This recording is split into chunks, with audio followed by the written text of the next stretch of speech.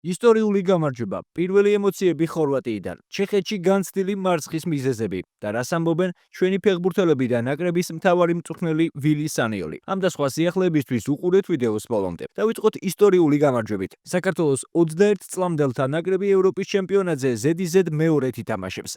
იმ ბედნიერი 26 მარტის მსგავსად, ახლაც 21 წლამდელთა ნაკრები ევროპაზე 11 მეტრიანების სერიით გავიდა. ჩვენმა ბიჭებმა გადამწყვეტ შეხვედრაში ხორვატები დაამარცხეს.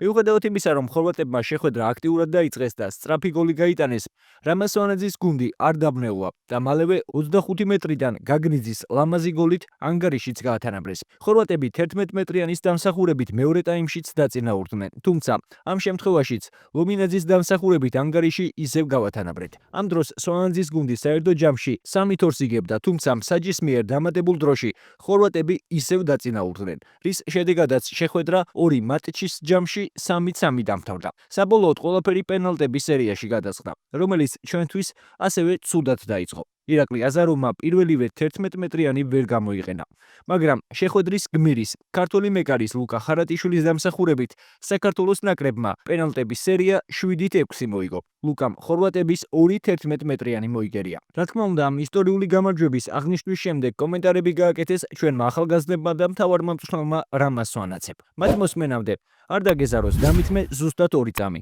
დაალაიქე ვიდეო და გამოიწერე. პატრიოტიზმმა, რომელიც ძალიან ჭარბობს ჩვენში ამ ყველაფერმა, მას შედეგი გამოიღო და ლოგიკურად დავასრულეთ და ისიც არ არის შემთხვევითი, რომ ზუსტად ფეხბურთელების სერიაში მოახერხეთ ჩვენ გამარჯვება, იმიტომ რომ ჩვენ ქონდა ამის გამოცდილება. ზოგადად ეს είναι ახალგაზრდული ნაკრების სპეციფიკა, ჩვენ მიზეზებით თამაშთან თამაშამდე. მაგრამ დღეს ძალიან ბედნიერები ვართ და წინ ევროპის ჩემპიონატი გველის იქაც გეპატეჟებით ყველას და კიდევ ერთხელ გილოცავთ ამ ყველაფერს. უბედნიერესი დღე არის ჩემთვის და არა მარტო ჩემთვის, ძალიან საქართველოსთვის, იმიტომ რომ ისტორიული შედეგი დავდეთ და გავიმარჯვეთ და გავედით ევროპის ჩემპიონატზე. რავი, ემოციებით ახსოვსე ვარ მეც და მთელი გუნდის, მთელი სტაფის, მთელი საქართველოს. კიდევ ვერ გადმოვცემ იმ ემოციებს, რაც მაქვს რა. ჯერ კიდევ ვერ ხვდები რა, იმიტომ რომ ძალიან დიდი რაღაც მოხდა. არა მარტო ჩემთვის, სრულიად ქვეყნისთვის. შეხვედრა ძალიან დაძაბული იყო.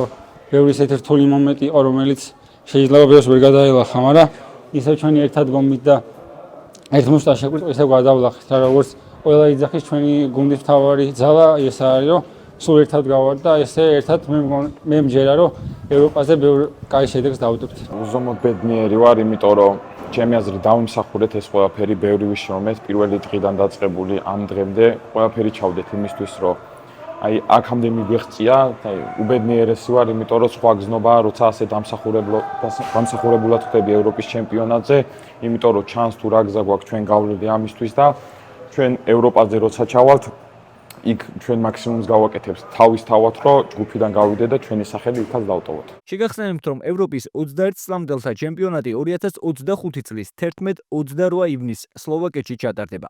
კიდევ ერთხელ წარმატებები ვუსურვოთ ჩვენს ბიჭებს ამ ევროზეც. ისევე როგორც 19 წლამდელთა ნაკრებს, რომლებმაც ევროპის 2025 წლის ჩემპიონატის შესარჩევ ჯგუფში მეორე ადგილი დაიკავეს და ელიტ რაუნდში ითამაშებენ. მეცხრე ჯგუფის დასკვნით შეხვედრაში ჩვენმა ახალგაზრდებმა ესტონელებთან ფრედ 1-1 ითამაშეს. ეს შედეგი კი შემდეგ ეტაპზე გასასვლელად საკმარისი იყო. ევროპის 2025 წლის 19 წლამდელთა ჩემპიონატის საკვალიფიკაციო ეტაპის 13 ჯგუფის 2 საუკეთესო ნაკრები პლუს საუკეთესო მესამე ადგილოსანი ასპარეზობას გაზაფხულზე ელიტ რაუნდში გააგრძელებს, რომელსაც პორტუგალია უმასპინძლებს. 19 წლამდელთა ევროპის ფინალური ეტაპი კი რუმინეთში 2025 წლის 13-26 ივნისს გაიმართება, სადაც ელიტ რაუნდის 7 საუკეთესო გუნდი მასპინძელთა ნაკრებთან ერთად იასპარეზებს. ახლა კი დასანანი მარცხი და C-ლიგაში დაქვეითების საფრთხე. სამწუხაროდ, საქართველოს ნაკრებმა შესანიშნავი სტარტის მიუხედავად ერთა ლიგის B1 ჯგუფი მესამე ადგილით დაამთავრა. ბოლოს დასკვნითი შეხვედრა, რომელიც ალიგაში გადასვლის და მსოფლიო ჩემპიონატზე მოხვედრის შანსი ძლეოდა, საქართველომ წააგო. ჩვენი ბიჭები სტუმრად ჩეხეთთან 2-1 დამარცხდნენ. სამწუხაროდ, სწრაფი გოლის და პირველივე ტაიმში ორბურთიანი ჩამორჩენის შემდეგ ჩვენმა ბიჭებმა თამაშის შემოbrunება ვერ შეძლეს. იყო რამდენიმე უიღბლობა და ასევე რამდენიმე რთულად ასახსნელი ცვლილება. თუმცა ფაქტია, ახლა საქართველომ B-ლიგაში დარჩენისთვის უნდა იბრძოლოს. ამისთვის კი ბრძოლა C დივიზიონის მეორე ადგილოსნებიდან ერთ-ერთთან მოუწევს. სავარაუდო მეტოქეთასია ასეთია: სლოვაკეთი, ბულგარეთი, სომხეთი და კოსოვო. საქართველოს ნაკრების ზუსტი მეტოქე 22 ნოემბერს გაირკვევა. შეხვედრები კი 2025 წლის 20-23 მარტს გაიმართება. თუმცა სამწუხაროდ ჩეხებთან ბოლო წუთებზე მომხდარი დაპირისპირების დროს მიღებული ყვითელი ბარათების გამო შემდეგ შეხვედრაში საქართველოს ხვიჩა კვარაცხელია და გურამ კაშია ვერ დაეხმარება. ამ მარცხის მიზეზებზე და სხვა დეტალებზე შეხვედრის შემდეგ ჩვენი ნაკრების მთავარმა მწვრთნელმა ბილი სანიოლმა და ფეხბურთელებმა ისაუბრეს. ასეთი შეხვედრის შემდეგ ტაქტიკაზე საუბარი საჭიროდ არც კი მიმაჩნია. ეს შეხვედრა ძალიან ბევრმა ფეხბურთელმა ჩააგდო. თავიდანვე დაგვეტყო, რომ აგრესიულობა, ინტენსიურობა და ბრძოლის უნარიანობა გვაყავდა. ტაქტიკის შესვლა პირველივე ტაიმში დავიწყე.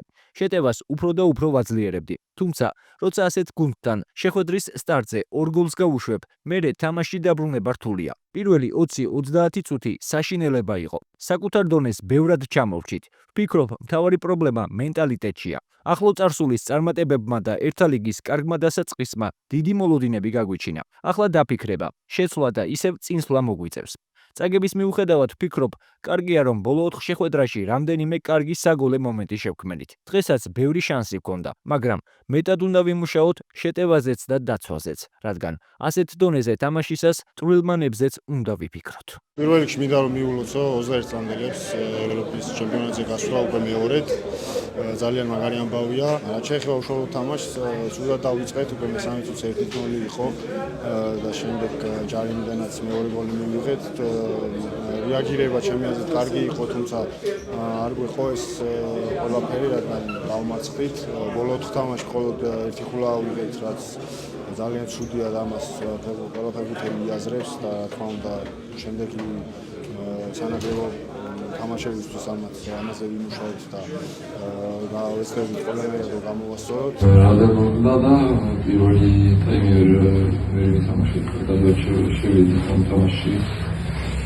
ორი გოლი გავუშვით ძალიან ადვილად. სამი გოლის გატანა ძალიან ძნელია და ერთი გავიტანეთ, მაგრამ არ ვიყო ესე იგი. შანსი გვექნება და ვარჯიშობს და გამოგულა რაც გვინდა ვიცით რომ ძნელი იქნება, მაგრამ უნდა ვიშოვოთ რომ მივახციოთ ჩვენ. ესე არის მომენტები, როდესაც ძალიან მაღალ დონეზე ხარ, გოლიც გაგაქვს, ყველაფერს ძალიან მაგრა აკეთებ, მაგრამ არის მომენტები, როდესაც ძირს ეცემი, იცი რომ შეიძლება მისი არ გამოვიდა როგორც შენ გინდოდა, მაგრამ მენტალობა ჩემთვის სიძლიერე იმას არ ნიშნავს, რომ ყოველთვის ძალიან მაღალ დონეზე იყო, არა ჩემთვის არის რომ როცა მოვა ესეთი დროც მაინც არ დანებდე, წამოდი კიდევ ერთხელ სადო, სტადიონიდან თავაწევლები გამოვედით და შევეცდებით, რომ შემდეგ თამაშებში ბევრად მაღალ დონეზე დავუყოვნეთ. ჩვენი ერთ-ერთი მიზანი ეს იქნება. ასე რომ მინდა მიულოცო 21 წამდელებს ევროპის ჩემპიონატზე მოხვედრა, ეს იმას ნიშნავს, რომ ქართული ფეხბურთი წინ მიდის. სამწუხაროა, რომ 2024 წელს ამ წაგებით ვამთავრებთ, მაგრამ რა თქმა უნდა, აუცილებლად გავამხნევოთ ჩვენი ბიჭები და წარმატებები ვუსურვოთ ნაკრებს მომავალ წელს. სადაც იმედია, რომ ბელიგაშიც დავრჩებით და მსოფლიო ჩემპიონატზეც შევძლებთ თამაშს ერთა ლიგის გარეშე. თუმცა ფაქტია, მანამდე ბევრი რამ უნდა შეიცვალოს. თქვენ რას ფიქრობთ? რა უნდა გაკეთდეს პირველ რიგში უკეთესი შედეგის მისაღებად? დაწერეთ თქვენი აზრი კომენტარებში და თუ მოგეწონათ ვიდეო, დალაიქეთ და გამოიწერეთ არხი, რომ არ გამოგჩეთ შემდგომი სიახლეები. და ეს არის კრისტალბეთ ეროვნული ლიგის თამაშებს და უგულშემატკივრე ქართულ ფეხბურთს.